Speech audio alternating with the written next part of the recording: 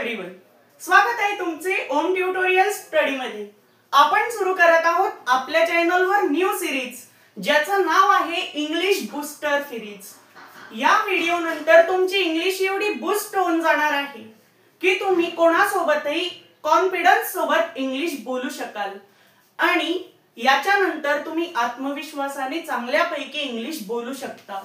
आणि आजच्या व्हिडिओमध्ये तुम्हाला पूर्ण इंग्लिश येईल असं नाही, पण तुम्हाला कमीत कमी अर्धे किंवा त्याच्यापेक्षा जास्त इंग्लिश बोलता यायला लागेल। तर आजच्या व्हिडिओला सुरुवात करूया।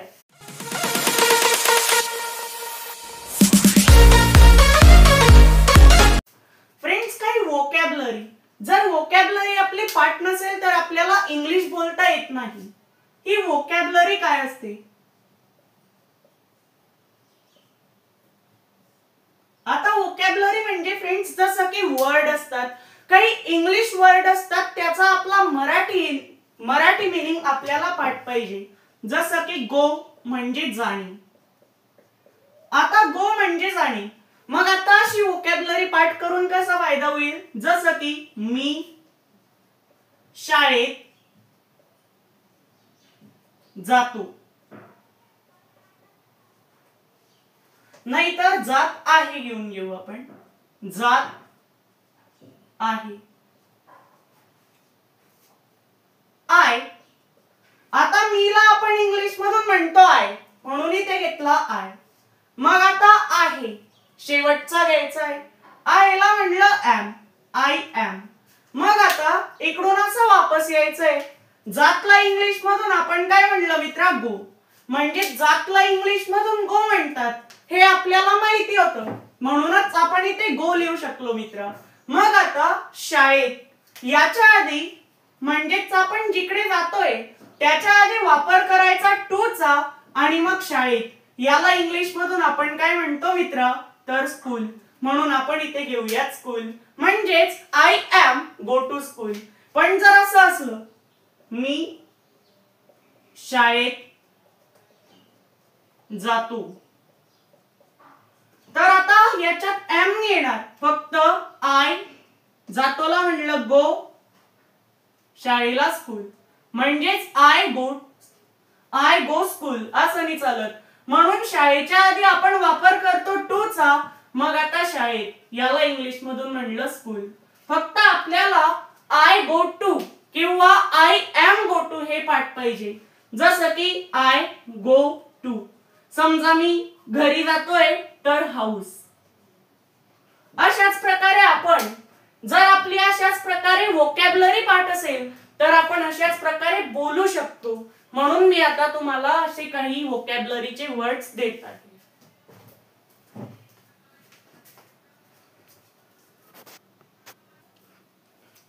आता ही वोकॅब्युलरी बघा, आणि पुढच्या व्हिडिओत सुद्धा मी तुम्हाला असेच काही वर्ड्स देणार आहे। आणि हे सगळे, समजा बऱ्याच जणांचे याच्यातले बरेच पाठ असतील, पण जे पाठ नाहीयेत, जे तुमच्याकरता नवे आहेत ते तुम्हाला याच्यातून पाठ करायचे आहेत। आता गो म्हणजे जाणे, कम येणे, डू करणे, मेक बनवणे, टेक घेणे, गिव्ह देणे, गेट म्हणजे मिळवणे, आणि वॉन्ट म्हणजे हवे असणे, आणि लाईक म्हणजे आवडणे, से सांगणे, सी पाहणे, लुक बघणे, वॉच म्हणजे पाहणे। समजा आता तुम्ही मोबाईल वगैरे पाहताय, तर मी मोबाईल पाहत आहे, आय वॉच मोबाईल। इट म्हणजे खाणे, ड्रिंक म्हणजे पिणे। हे सगळे सेंटेन्स तुमच्या वहीत लिहून घ्या किंवा स्क्रीनशॉट काढून घ्या। तर आता आपण पुढे जाऊया।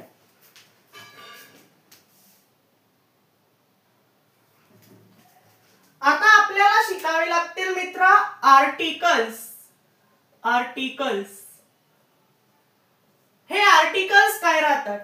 आर्टिकल्स म्हणजे अ, एन आणि द।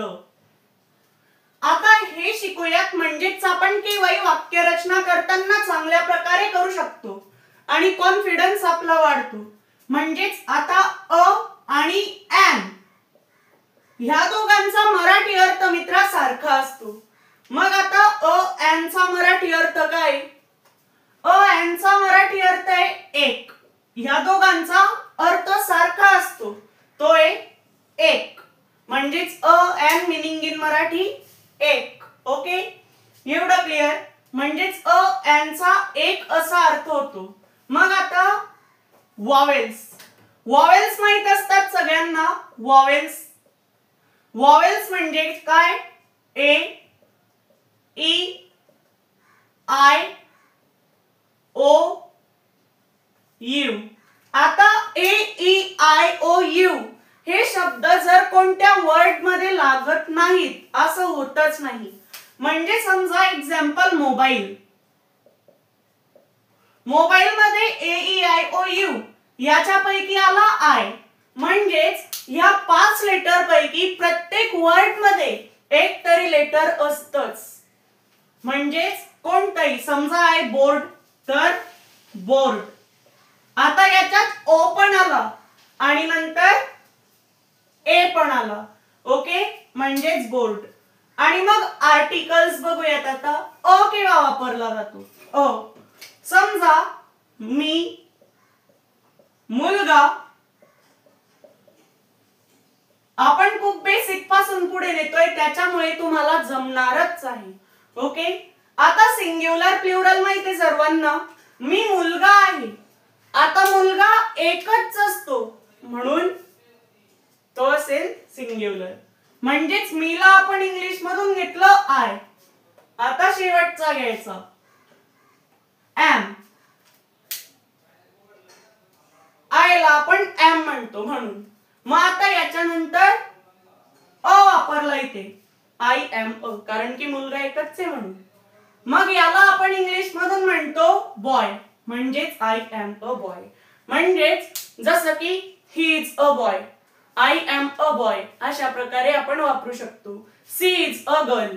ओके, मग आता आपण पुढे बघूया. अ कळला आता. मी मुलगा आहे, तो बोर्ड आहे. म्हणजेच अशा प्रकारे इट इज अ बोर्ड अशा प्रकारे आपण अ चा वापर करतो. मग आता जिथे ए, ई, आय, ओ, यू हे वर्ड्स वापरले जातात तिथे एन चा वापर होतो. म्हणजेच ए, ई, आय, ओ, यू हे वर्ड्स जेव्हा सुरुवातीला येतात तेव्हा इथे वापर होतो एन चा. म्हणजेच समजा मी घेतलं युनिव्हर्सिटी. युनिव्हर्सिटी मध्ये आता A, E, I, O, U याच्यापैकी यू पहिला आहे म्हणून मग काय ते एन युनिव्हर्सिटी असं म्हणलं जाणार आहे? नाही. तर यू चा उच्चार यू असा आहे. पण आता हा यू कुठे येतोय? क पासून तर ज्ञ पर्यंत येतोय आपला यू. क पासून तर ज्ञ पर्यंत. पण अ वापरला जातो. जे अक्षर क, ख, ग, घ पासून तर ज्ञ पर्यंत येतात तिथे आपण अ चा वापर करतो केव्हाही. आणि मग जेव्हा युनिव्हर्सिटी याच्यामध्ये यू लागलेला आहे तो येतो क ते ज्ञ मध्ये म्हणून आपल्याला इथे अ युनिव्हर्सिटी असंच ठेवावं लागणार आहे. मग आता एन कुठे वापरू? जे अक्षर मित्रा अ ते आहा पर्यंत येतात तिथे आपण वापर करतो आहाचा. म्हणजेच एन चा वापर करतो. जे अक्षर अ ते आहा पर्यंत येतात इंग्लिश मध्ये तिथे. जसं की ऍपल.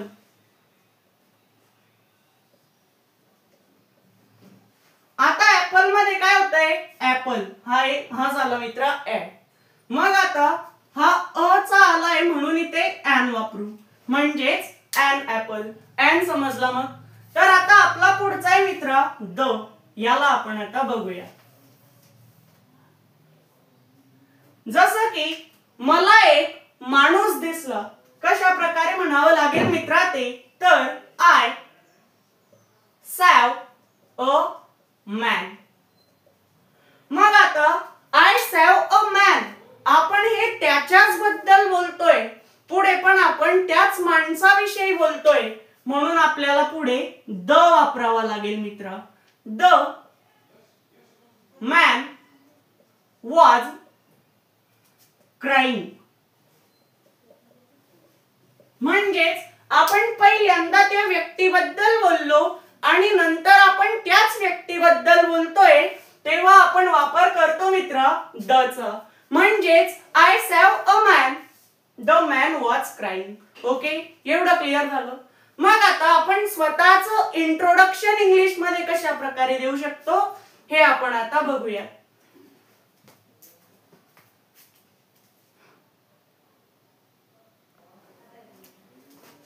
आता समजा आपण इंट्रोडक्शन कसं बनवू शकतो, जे जे आपण बोलतो मराठीतून एकदा तशा प्रकारे लिहून पाहू. मी मुलगा आहे, नाहीतर थोडस बदलू आपण याला. माझे नाव. सर्वात आधी आपण नावापासून सुद्धा सुरुवात करू शकतो. ओम आहे. मी 14 वर्षांचा आहे.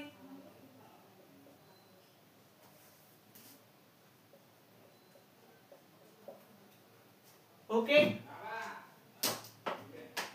मी इंग्रजी शिकतो. थोडस नीट करू पण याला. मी इंग्रजी शिकतो.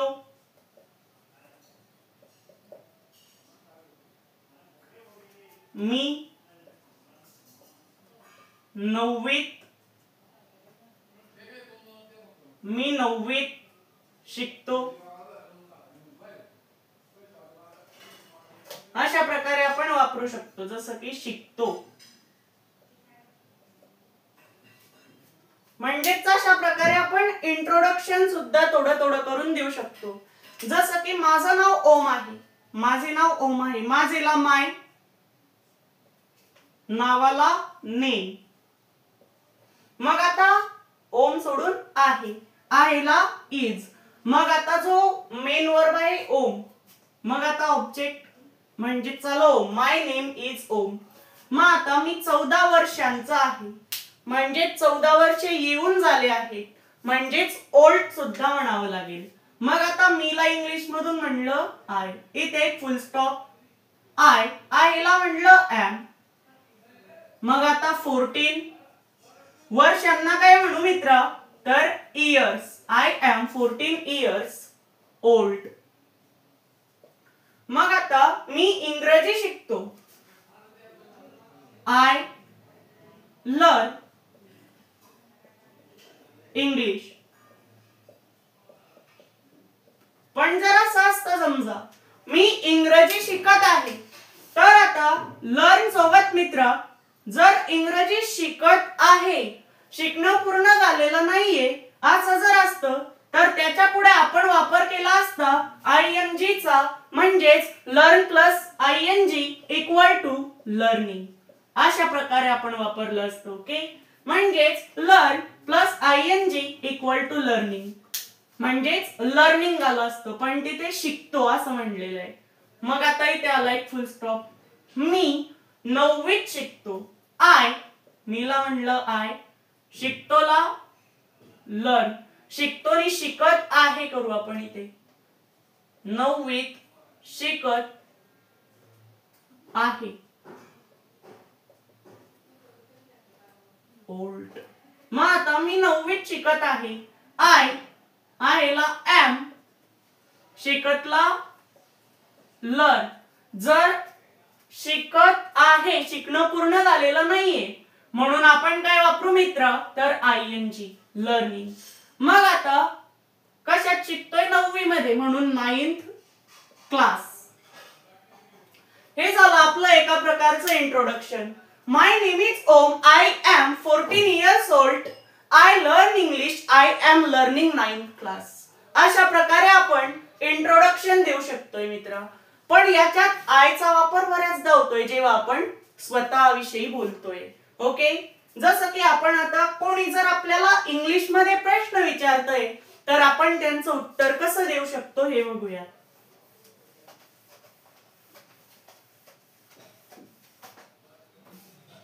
आणि जर तुम्हाला आपल्या व्हॉट्सअप ग्रुपमध्ये जॉईन व्हायचं असेल इंग्लिश शिकाय करता तर काय करायचंय बघा, जी तुम्हाला समोर स्क्रीन दिसते तिच्याकडे लक्ष द्या.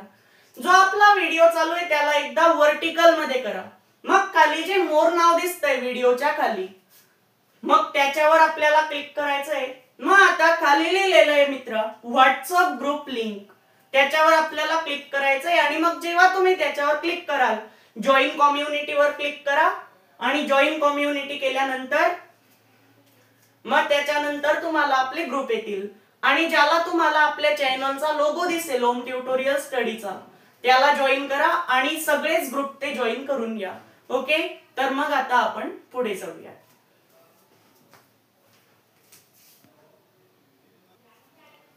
समजा कोणी जर तुम्हाला म्हणतंय मित्र how are you, how are you. आता काय झाला मित्र, तर प्रश्न झाला. हाऊ आर यू म्हणजे काय, तर तुम्ही कसे आहात. मग आता याचं उत्तर कसं देऊ शकतो, फाईन. फाईन म्हणजे काय, तर ठीक. मग आपल्याला म्हणायचंय समजा मी ठीक आहे. ओके, मग आता मी ठीक आहे म्हणजेच आय एम फाईन, म्हणजेच मी ठीक आहे.